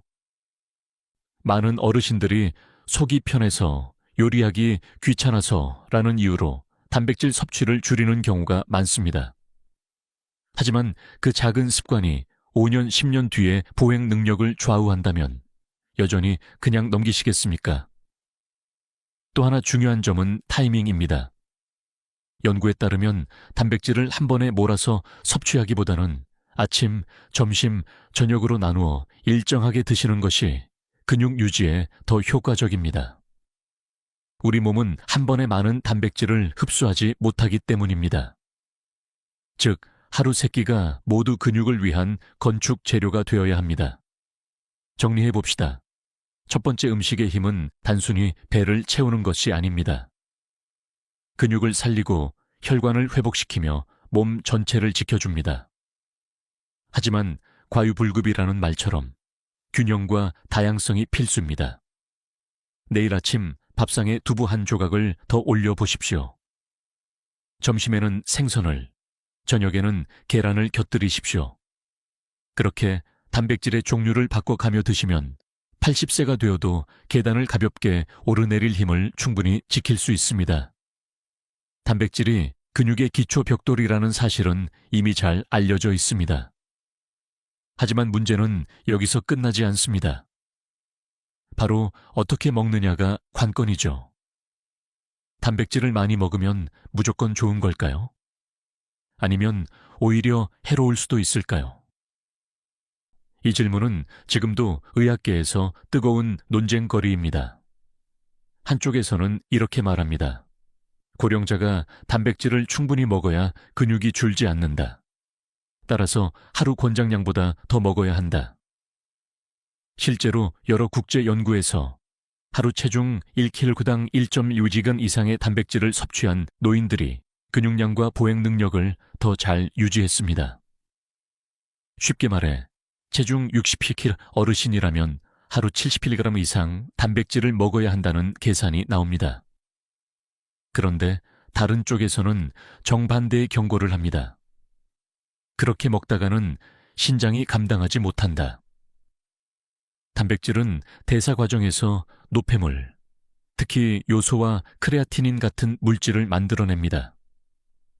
젊을 때는 신장이 잘 걸러내지만 나이가 들수록 기능이 떨어지기 때문에 과잉 단백질은 부담이 될 수 있습니다. 실제로 만성 신장 질환 환자에게는 단백질 제한이 치료의 핵심이기도 합니다. 그렇다면 답은 무엇일까요? 극단이 아니라 균형입니다. 단백질의 양을 늘리되 원천을 바꾸는 겁니다. 붉은 고기만 고집하지 말고 두부, 콩, 생선, 달걀처럼 소화가 잘 되고 혈관에도 부담이 덜한 단백질을 섞어 드시는 겁니다. 고기는 일주일에 2, 3번, 나머지는 식물성과 어패류로 보충한다면 신장 부담은 줄이고 근육은 지킬 수 있습니다. 여기서 흥미로운 연구 하나를 소개하겠습니다. 미국 시카고의 한 대학에서는 고령자 300명을 대상으로 단백질 섭취 패턴을 조사했습니다. 고기를 중심으로 한 그룹, 콩과 생선을 중심으로 한 그룹, 그리고 다양한 공급원을 섞은 그룹이 있었습니다. 5년 후 근육 유지와 신장 기능을 동시에 지킨 그룹은 세 번째, 즉 균형 잡힌 섭취 그룹이었습니다. 얼마나 먹느냐보다 어떻게 나누어 먹느냐가 더 중요했던 겁니다. 여러분께 질문 하나 드리고 싶습니다. 오늘 아침 드신 단백질은 어떤 종류였습니까? 혹시 어제 저녁에도 같은 음식을 드시지 않으셨나요? 만약 단백질이 늘 같은 패턴이라면 근육은 잠시 지켜낼 수 있어도 신장은 조용히 지쳐갈 수 있습니다. 반대로 조금씩 바꿔주면 몸은 새로운 균형을 찾아갑니다. 또 하나 중요한 비밀은 흡수율입니다. 예를 들어도 두부와 계란은 소화 흡수율이 90% 이상으로 매우 높습니다. 반면 일부 붉은 고기는 지방이 많아 흡수가 더딜 수 있습니다. 따라서 같은 양을 먹더라도 어떤 음식을 선택하느냐에 따라 근육에 전달되는 실제 단백질 양이 달라집니다. 학계에서는 여전히 의견이 갈립니다. 고령자는 단백질 보충제를 반드시 먹어야 한다는 주장과 자연식이 최선이다라는 주장이 대립하고 있죠. 어떤 게 정답일까요? 사실 정답은 한 가지가 아닙니다. 이미 소화력이 떨어진 분들에게는 보충제가 도움이 될 수 있고 건강한 분들에게는 식사로 충분할 수 있습니다. 결국 개인의 상태에 맞추는 것이 핵심입니다. 여기서 우리가 얻을 수 있는 교훈은 분명합니다. 단백질은 근육을 살리고 몸을 지켜주는 강력한 무기지만 무턱대고 많이 먹는다고 해서 정답은 아니라는 것. 오히려 양과 출처와 타이밍의 균형이 미래의 독립을 지키는 열쇠입니다. 생각해 보십시오. 지금 밥상 위에 있는 한 조각 두부, 한 토막 생선, 한 알의 계란이 10년 뒤 계단을 오르는 힘을 결정할 수 있습니다. 그런데 혹시 아직도 내 나이에 무슨 소용이 있겠어 라고 생각하고 계신가요? 그렇다면 바로 그 생각이 근육을 더 빨리 빼앗아 가는 적일지도 모릅니다. 오늘부터 단백질을 대하는 눈을 바꾸어 보십시오. 많이 먹어야 한다가 아니라 다양하게, 균형 있게, 꾸준히 먹는 것. 그것이 첫 번째 음식이 가진 숨은 비밀이며 여러분의 독립을 지켜줄 가장 확실한 길입니다. 어르신들이 가장 많이 겪는 사고 중 하나는 무엇일까요? 놀랍게도 넘어짐, 즉 낙상 사고입니다. 집 안 화장실, 부엌, 계단에서 순간의 균형 상실로 넘어지는 경우가 많죠. 그리고 한 번의 낙상이 평생의 독립을 빼앗아 갈 수도 있습니다. 고관절 골절로 병원에 입원하면 회복이 쉽지 않고 다시는 예전처럼 걷지 못하는 분들이 많습니다. 그런데 최근 연구에서 놀라운 사실이 밝혀졌습니다. 의외로 평범한 두 번째 음식이 낙상 위험을 절반 가까이 줄여준다는 겁니다.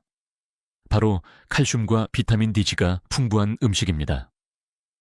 여기에는 우유, 요구르트, 치즈 같은 유제품도 있고 멸치, 뼈째 먹는 생선, 시래기 같은 전통 식재료도 포함됩니다. 왜 이 음식이 중요한 걸까요? 근육은 단백질로 만들어지지만 그 근육이 제 역할을 하려면 뼈가 단단해야 합니다. 뼈와 근육은 마치 기둥과 줄처럼 서로를 지탱합니다.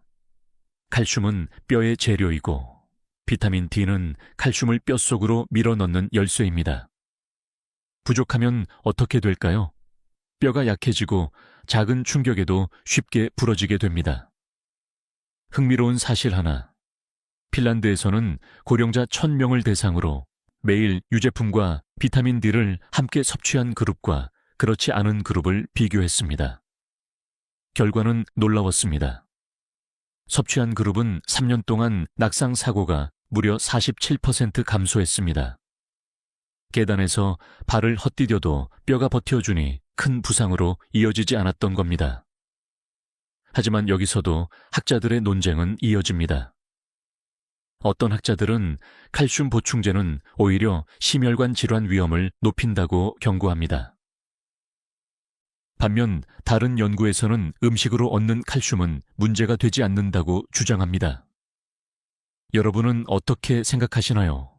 뼈를 지키려다 혈관을 해칠 수 있다는 이 경고, 믿어야 할까요? 정답은 균형과 자연스러움에 있습니다. 보충제만 의존하기보다는 음식으로 섭취하는 것이 안전합니다. 작은 멸치 한 줌, 구운 연어 한 토막, 햇볕을 쬐은 시래기 나물 한 접시. 이 모든 것이 뼈와 근육을 동시에 지켜줍니다. 그리고 햇볕을 20분만 쬐어도 몸은 스스로 비타민 D를 만들어냅니다. 돈이 드는 일이 아니라 생활 속에서 쉽게 할 수 있는 선택입니다. 여기서 수사적 질문을 하나 드리고 싶습니다. 오늘 점심 식탁에서 칼슘이 풍부한 음식을 드셨나요? 아니면 밥과 김치, 국으로만 끼니를 때우셨나요? 만약 후자라면 넘어짐의 위험은 조금씩 쌓이고 있는 겁니다. 눈에는 보이지 않지만 뼈는 조용히 약해지고 있을 수 있습니다. 또 다른 흥미로운 사실. 일본의 장수마을인 오키나와에서는 어르신들이 매일 작은 멸치를 넣은 미소국을 즐겨 먹습니다. 그리고 그분들은 90세가 넘어서도 지팡이 없이 걸어 다니는 경우가 많습니다. 음식과 생활 습관이 만든 차이 아닐까요? 물론 모든 사람에게 정답은 다릅니다. 우유만 먹으면 속이 더부룩한 분들도 있고 생선 비린내를 싫어하는 분들도 있습니다. 그래서 더 다양한 선택지가 필요합니다. 두유나 녹황색 채소, 참깨 같은 대체 식품도 훌륭한 보충원이 될 수 있습니다. 중요한 건 매일 조금씩 뼈와 근육을 위한 음식을 챙기는 습관입니다. 정리해 봅시다. 두 번째 음식은 근육을 지켜주는 보조 기둥과도 같습니다. 뼈를 단단하게 하고 균형 감각을 지켜주며 결국 낙상 위험을 줄여줍니다. 한 번의 낙상이 평생의 독립을 빼앗아 갈 수 있다면 오늘 식탁에 작은 멸치 한 줌을 올려보는 건 어떨까요?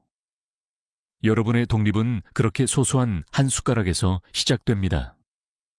우리가 뼈와 근육을 지켜주는 음식으로 칼슘과 비타민 D를 떠올릴 때 흔히 우유나 치즈 같은 서양식 식단을 먼저 생각합니다. 하지만 사실 우리 조상들은 오래전부터 훨씬 더 지혜롭게 이 영양소들을 섭취해 왔습니다. 바로 멸치, 시래기, 콩 제품, 발효 음식 같은 전통 식단을 통해서 말입니다. 옛날 시골 어르신들의 밥상을 떠올려 보십시오. 따끈한 보리밥 위에 멸치볶음, 구수한 시래기국, 간장에 절인 두부 한 조각. 소박하지만 그 안에는 뼈와 근육을 지켜주는 모든 영양이 담겨 있었습니다. 멸치에서 칼슘을, 시래기에서 비타민 K와 섬유질을, 두부에서 단백질과 미네랄을 얻었던 겁니다. 흥미로운 사실 하나. 고려시대 의학서인 향약집 성방에는 시래기와 멸치를 함께 먹으면 뼈가 단단해지고 허약함이 사라진다라는 기록이 남아 있습니다. 당시에는 영양학이란 개념조차 없었지만 경험과 관찰을 통해 이미 그 효과를 알고 있었던 겁니다. 현대 연구도 이를 뒷받침합니다. 경북의 한 대학에서 70세 이상 어르신 500명을 대상으로 식습관을 조사했는데 시래기나 멸치를 주 3회 이상 섭취한 그룹이 그렇지 않은 그룹보다 골밀도가 평균 12% 더 높게 나타났습니다.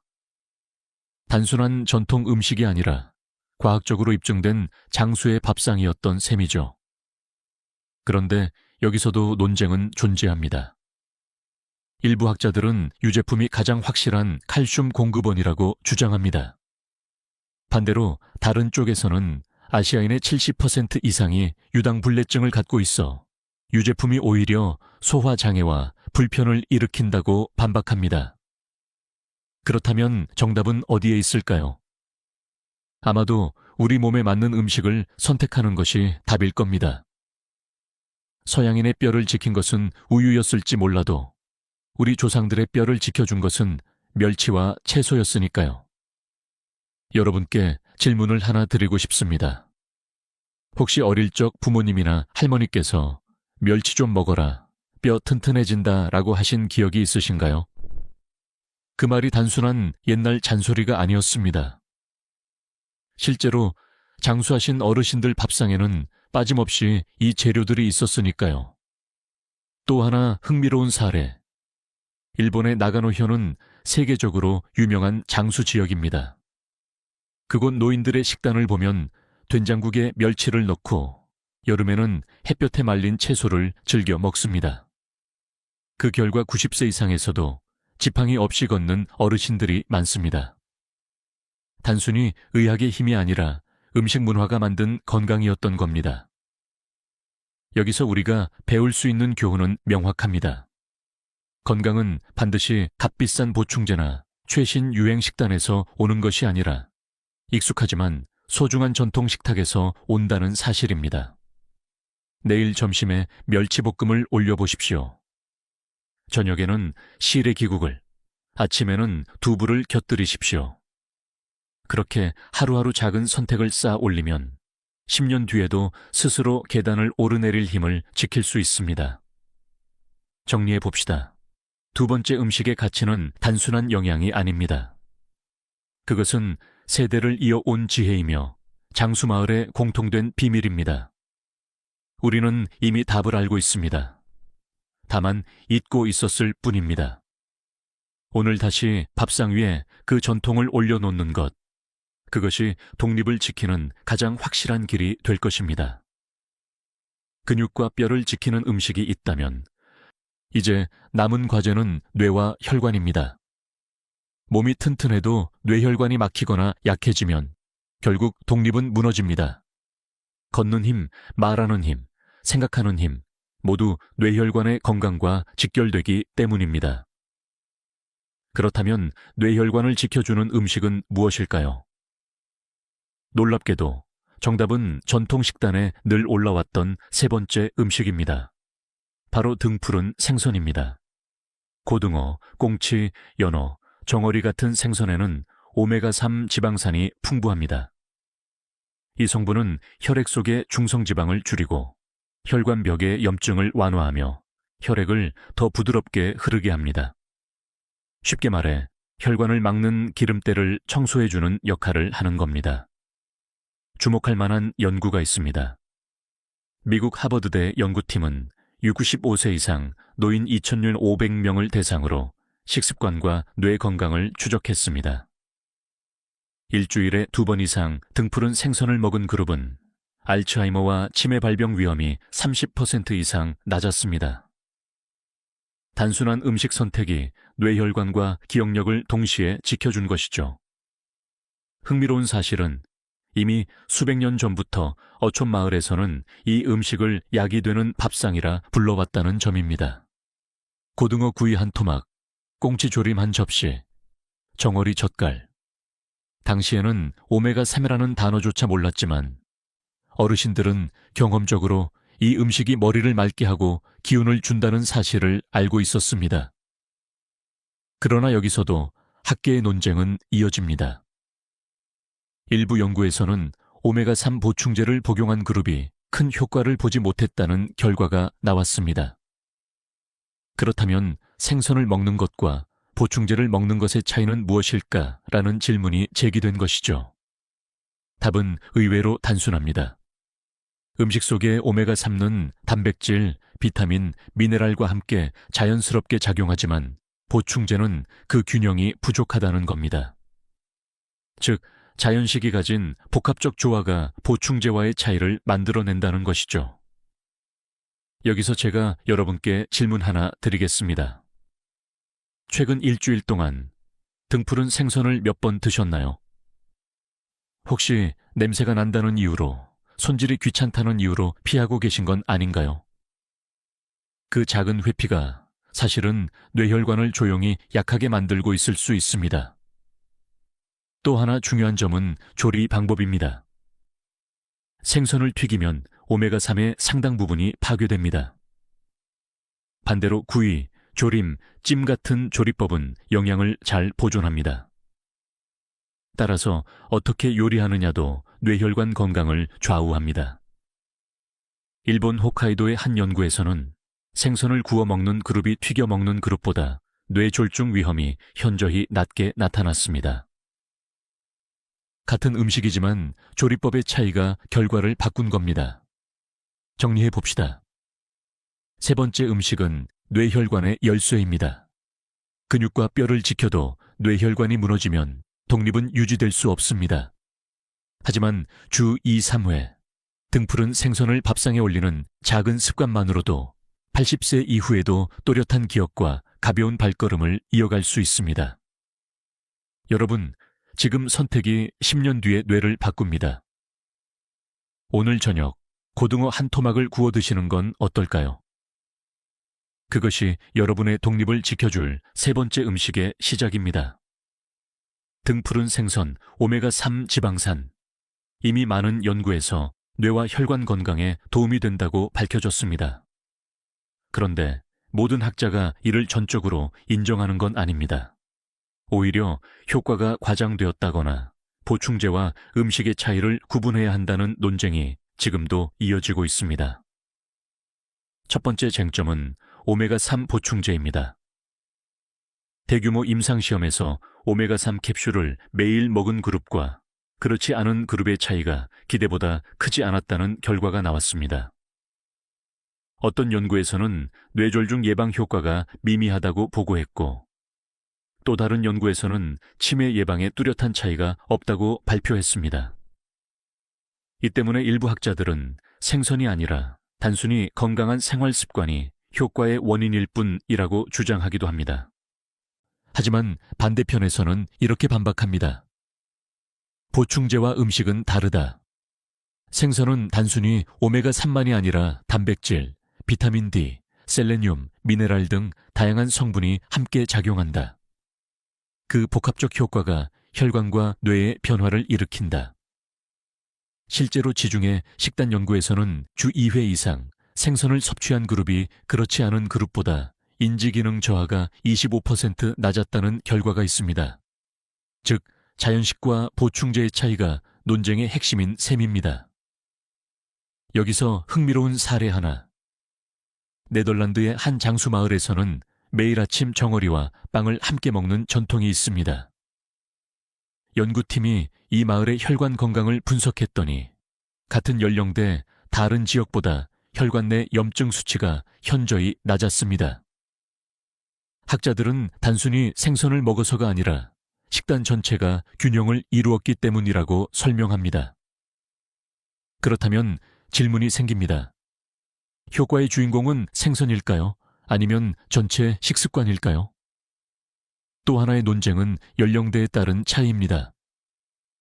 일부 학자들은 이미 70세 이상 고령자에게는 오메가3 효과가 제한적이다라고 주장합니다.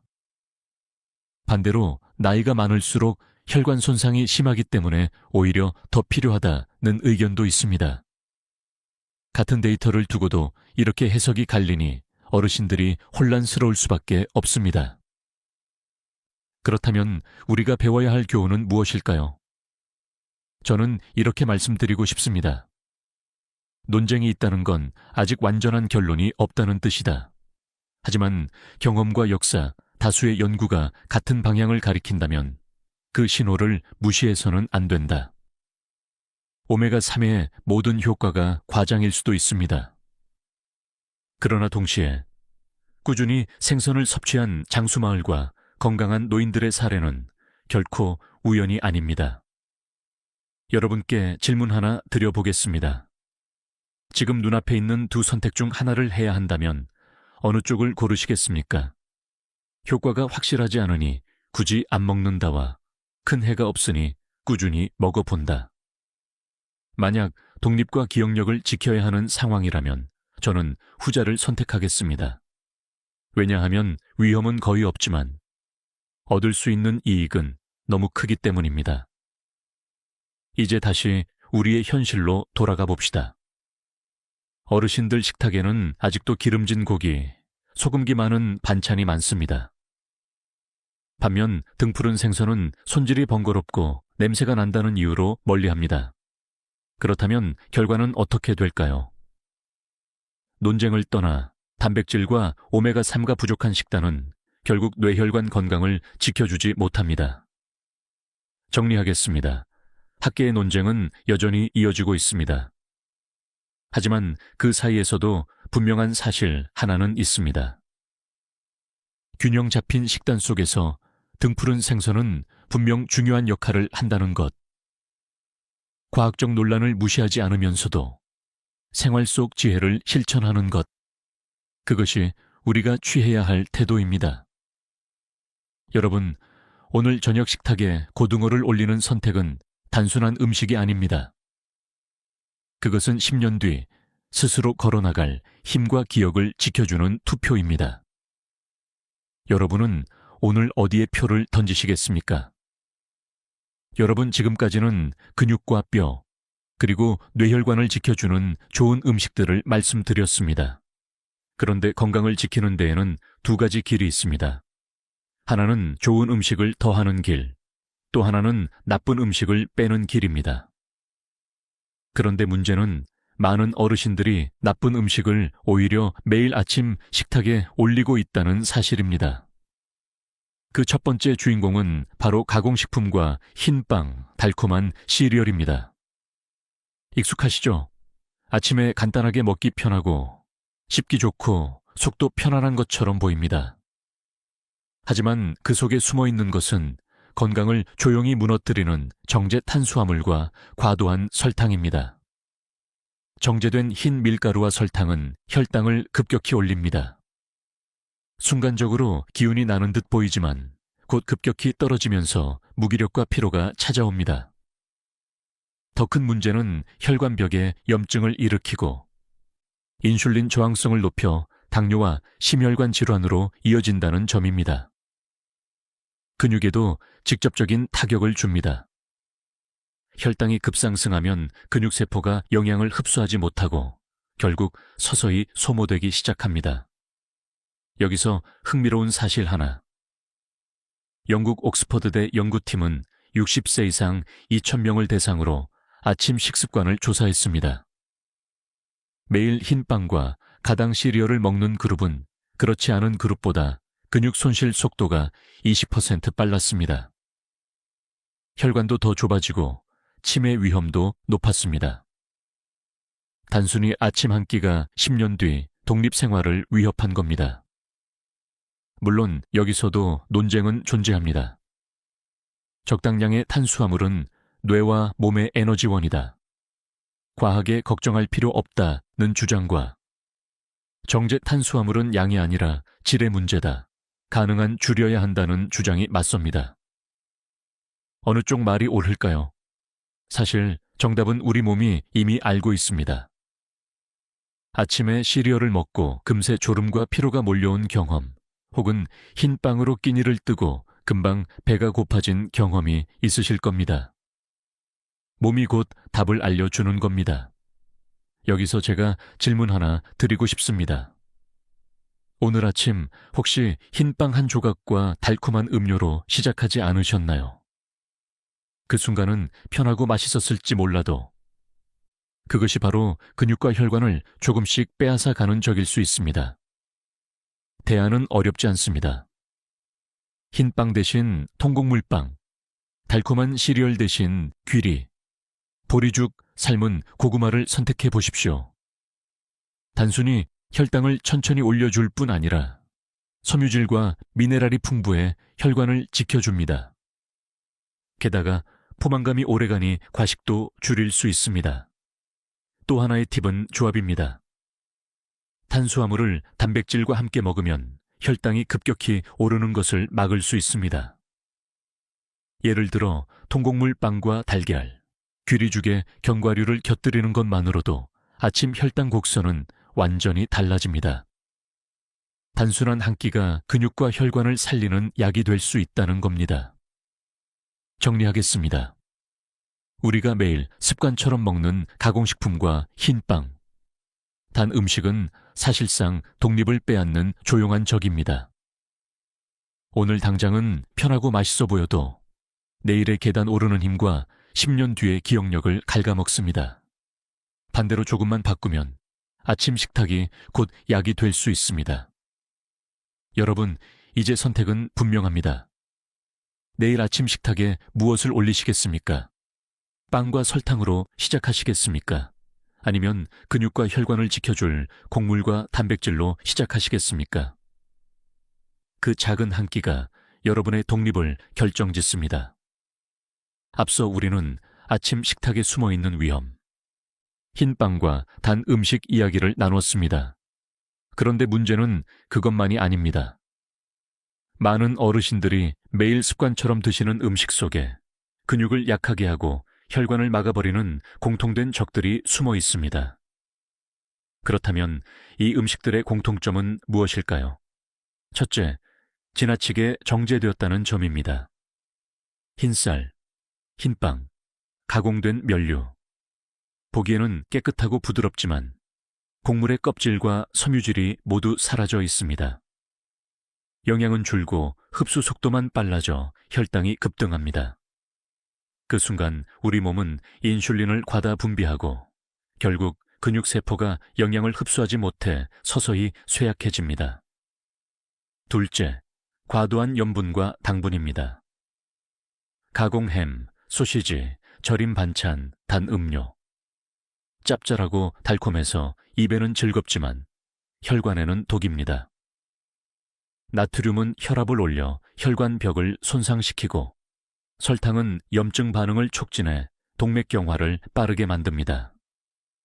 흥미로운 사실은 서울의 한 연구팀이 65세 이상 어르신 1,200명을 조사했을 때 가공식품 섭취가 많은 그룹은 그렇지 않은 그룹보다 근육 감소 속도가 18% 빨랐다는 것입니다.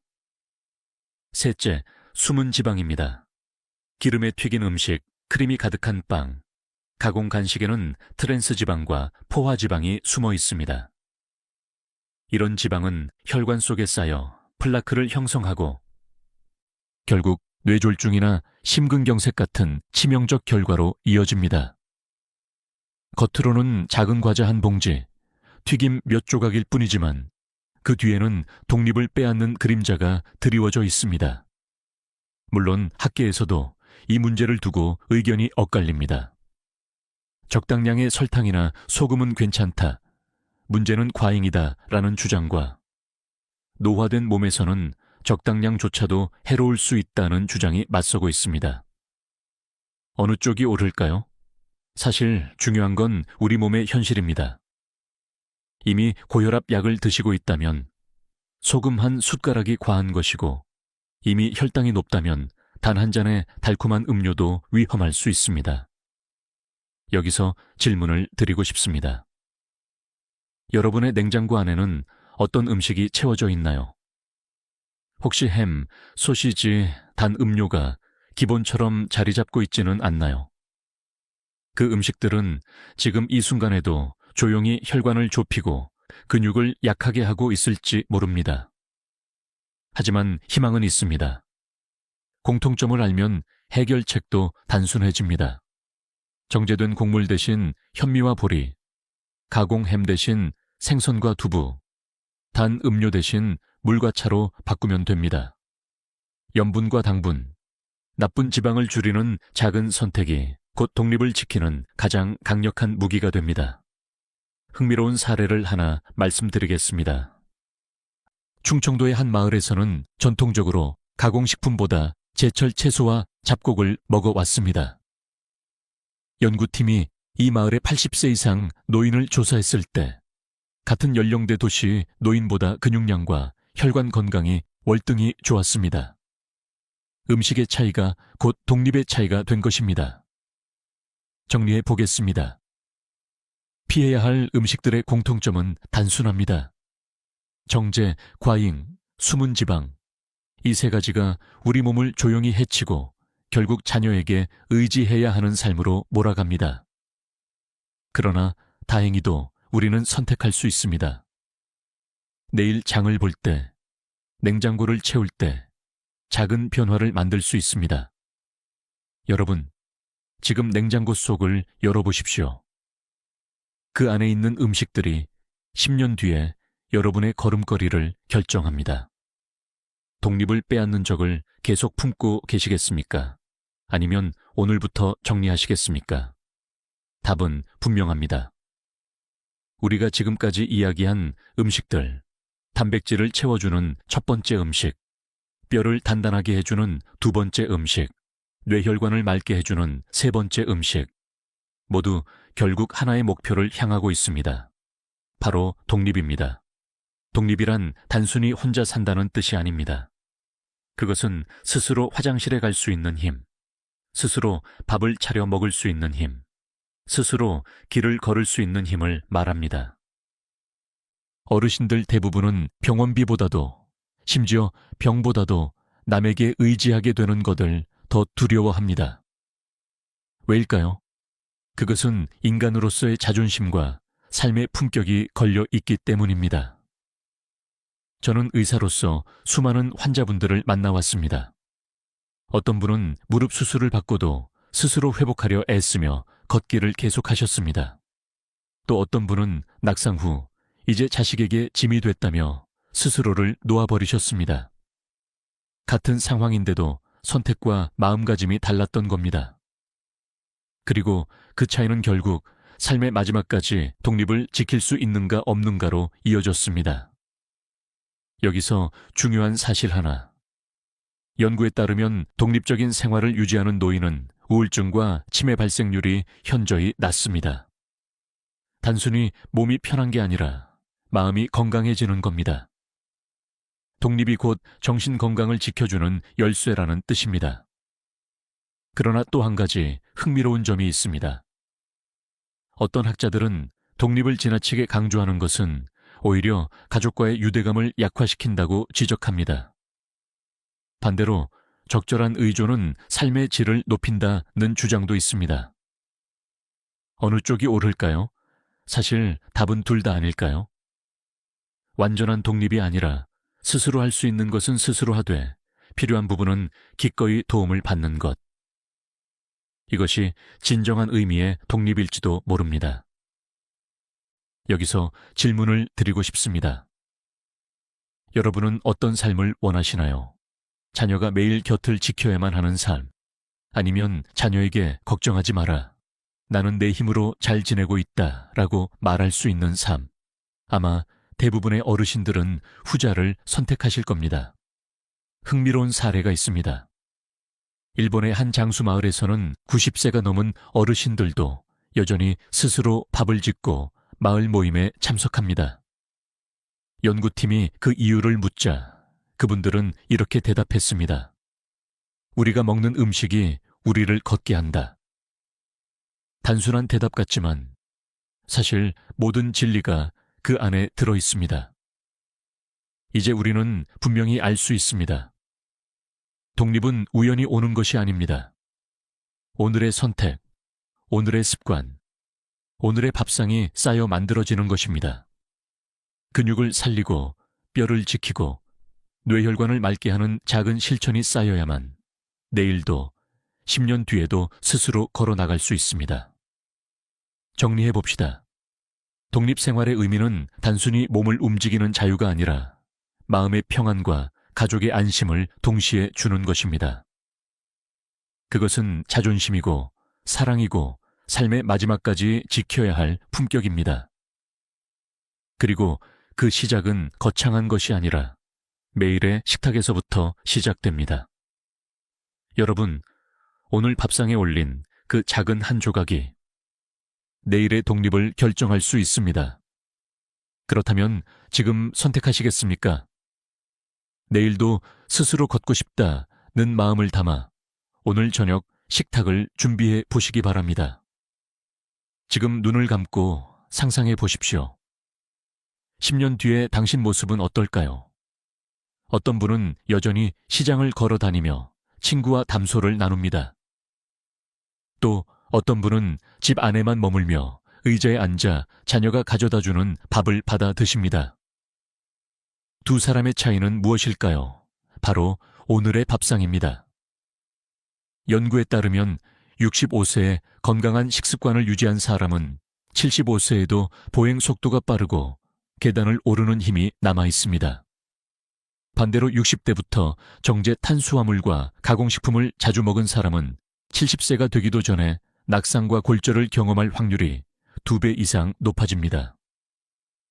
같은 나이, 같은 세대인데도 불과 10년 만에 삶의 질이 극적으로 달라지는 겁니다. 흥미로운 사실을 하나 더 말씀드리겠습니다. 미국 보스턴의 한 연구팀은 노인 1,200명을 대상으로 12년간 추적 조사를 했습니다. 단백질, 칼슘, 오메가3를 꾸준히 섭취한 그룹은 독립생활을 유지한 비율이 68%에 달했습니다. 반면 이 영양소들이 부족한 그룹은 겨우 32%만이 독립을 유지했습니다. 음식이 단순히 배를 채우는 것이 아니라 10년 뒤 걷는 힘과 생각하는 힘을 결정한다는 증거입니다. 그렇다면 학계는 어떻게 해석할까요? 일부 학자들은 음식만으로 모든 걸 해결할 수 없다. 운동과 생활 습관이 더 중요하다고 말합니다. 맞는 말입니다. 그러나 또 다른 학자들은 운동을 꾸준히 하려면 먼저 먹는 힘이 있어야 한다고 강조합니다. 즉, 음식은 모든 건강 습관의 출발점이라는 겁니다.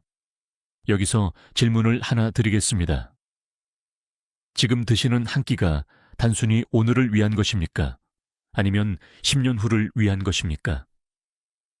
만약 내일의 나를 지키고 싶다면 오늘부터는 밥상을 다르게 보셔야 합니다. 또 다른 사례를 들어보겠습니다. 전남의 한 농촌 마을에서는 80세가 넘어도 직접 밭일을 하는 어르신들이 있습니다. 그분들의 공통점은 단순합니다. 아침에 된장국, 점심에 생선, 저녁에 두부와 나물.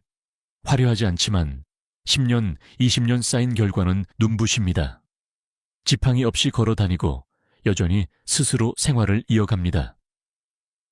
반대로 도시의 어르신들 중에는 가공식품과 배달 음식에 익숙해져 70대 초반에 이미 근육이 크게 줄어든 경우가 많습니다. 환경과 선택의 차이가 독립의 차이를 만든 겁니다. 여러분께 다시 한번 강조하고 싶습니다. 오늘의 선택이 내일의 몸을 만든다. 그리고 그 내일이 쌓여 10년 뒤의 독립을 결정한다. 작은 한 숟가락이, 작은 한 접시가 결국 계단을 오르는 힘이 되고 손주를 안아 줄 힘이 됩니다. 정리해 봅시다. 음식은 단순한 영양이 아니라 시간을 거슬러 미래를 바꾸는 힘입니다. 지금 바꾼 식습관이 10년 뒤의 당신을, 20년 뒤의 당신을 결정합니다. 지금의 식탁이 미래의 독립을 지킬 수 있다면 오늘 바로 시작하지 않을 이유가 있을까요? 여러분, 10년 뒤의 당신이 지금의 당신에게 감사할 수 있도록 오늘 저녁 식탁에 단백질, 칼슘, 오메가3을 올려보시기 바랍니다. 그것이야말로 가장 확실한 노후 대비, 가장 값진 보험입니다. 오늘 우리는 3가지 음식을 통해 어떻게 80세 이후에도 독립을 지킬 수 있는지 이야기를 나누었습니다. 근육을 살려주는 단백질, 뼈를 단단하게 해주는 칼슘과 비타민 D, 뇌혈관을 맑게 해주는 오메가3, 그리고 반대로 매일 무심코 먹는 가공식품과 단 음식, 정제된 곡물이 우리의 독립을 조용히 빼앗아간다는 사실도 확인했습니다. 결국 해답은 멀리 있지 않았습니다. 값비싼 보약도 복잡한 운동도 아닙니다. 바로 오늘의 식탁에 있었습니다. 작은 한 숟가락이 근육을 지켜주고, 작은 한 조각이 뼈를 살려주며, 작은 한 접시가 뇌혈관을 깨끗하게 지켜줍니다. 반대로 무심코 고른 가공식품 한 조각이 내일의 계단을 무겁게 만들 수도 있습니다. 여기서 잠시 멈추어 스스로에게 물어보십시오. 나는 지금 어떤 선택을 하고 있는가? 오늘의 한 끼가 내일의 힘을 빼앗고 있지는 않은가? 그리고 다시 질문해 보십시오. 나는 여전히 스스로 걷고 스스로 생활하기를 원하는가? 그 답은 분명합니다. 누구도 남에게 의지하는 삶을 원하지 않습니다. 모두가 끝까지 자신의 힘으로 당당하게 살아가기를 원합니다. 저는 수많은 환자분들을 보면서 한 가지 깨달았습니다. 다시 시작하기에 늦은 나이는 없다는 겁니다. 어떤 분은 70세에 두부와 생선을 꾸준히 챙기며 80세에도 지팡이 없이 걸어 다니십니다. 또 어떤 분은 60세에 이미 포기하고 가공식품에 의존하다 70세에 근육이 크게 줄어버립니다. 나이는 숫자일 뿐 진짜 차이는 매일의 선택에 있었습니다. 학계에서도 이렇게 말합니다. 노화는 피할 수 없지만 노소에는 늦출 수 있다. 이 말이 주는 의미는 큽니다. 우리가 매일 무엇을 먹느냐, 어떻게 생활하느냐에 따라 노쇠의 속도를 충분히 늦출 수 있다는 것입니다. 즉, 독립은 운명이 아니라 습관의 결과입니다. 여러분께 작은 부탁을 드리고 싶습니다. 오늘 영상에서 가장 놀라웠던 음식은 무엇이었나요? 댓글로 남겨주시면 다른 분들에게도 큰 힘이 됩니다. 여러분의 경험과 생각이 누군가에게 용기가 될 수 있습니다. 그리고 좋아요와 구독은 단순한 버튼 클릭이 아닙니다. 그것은 이 귀한 정보를 더 많은 분들에게 전하는 힘이 됩니다. 우리가 함께하면 더 많은 어르신들이 독립을 지키고 자녀에게 짐이 되지 않는 삶을 살아갈 수 있습니다. 마지막으로 꼭 드리고 싶은 말씀, 지금부터 다시 시작하실 수 있습니다. 오늘 저녁 식탁에 단백질과 칼슘, 오메가3를 올려보십시오. 내일 아침 가공식품 대신 통곡물과 나물을 선택해 보십시오. 그 작은 시작이 10년 뒤 당신의 독립을 지켜줄 것입니다. 우리는 할 수 있습니다. 함께 제대로 해냅시다. 지금까지 듣기만 해도 튼튼해지는 튼튼 라디오였습니다. 건강한 하루 되십시오.